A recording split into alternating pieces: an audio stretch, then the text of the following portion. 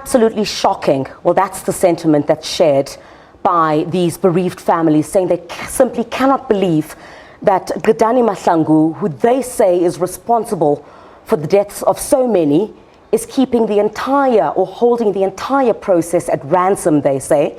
And only in January, she's going to come and give her account of why this process itself was rushed. And basically the families are saying it's totally unacceptable.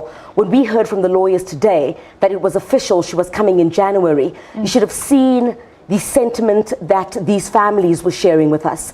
Some of them started crying, saying they cannot believe that while they've been waiting for answers for so long, that Qedani Mahlangu has decided that she wants to complete her studies, her examinations, before she comes and tell the families exactly what happened. Remember, this process was instituted to get to the bottom of what really happened in what has now clearly turned out into a catastrophe.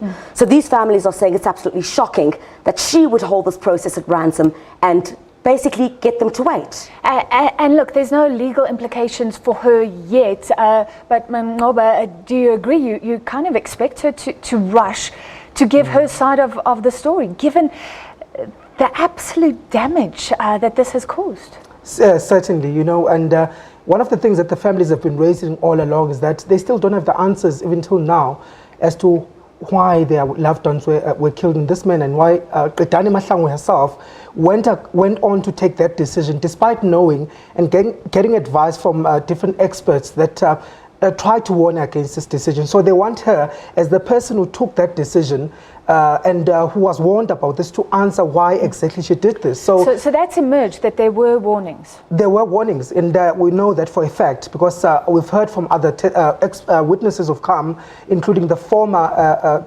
well, it was the former Mental Health Review Board chair, who also testified that there were several experts that warned, mental experts that did warn Qedani Mahlangu that you know, this could end up in catastrophe if it is rushed in the sense that it was. So there certainly were warnings, and the expectation is that now the families just want to find closure, and they're saying that they are not going to find closure unless they find the answers. And the person that all of them point a finger to is Qedani Mahlangu, who they say literally caused the death of their loved ones. So the testimonies have been heartbreaking about people eating plastic and cardboard because they were left without food.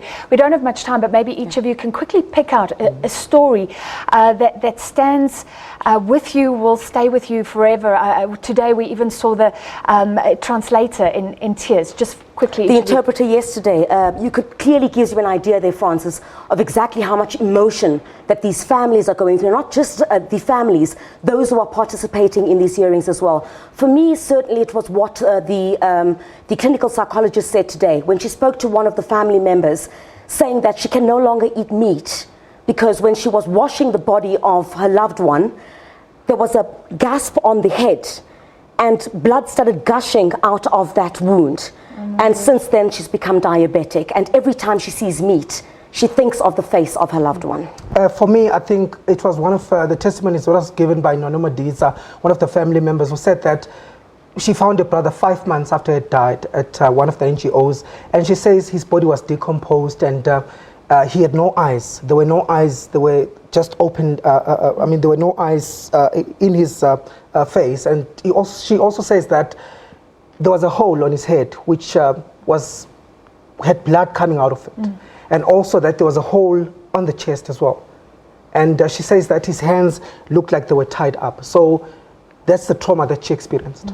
All right, thank you very much, Ngoba Nchunu and Criselda Lewis, and we will continue to follow those hearings about the very tragic and seemingly unnecessary deaths of 143 people after they were moved from Life Esidimeni healthcare to, in many instances, unlicensed NGOs in Gauteng. We take a short break.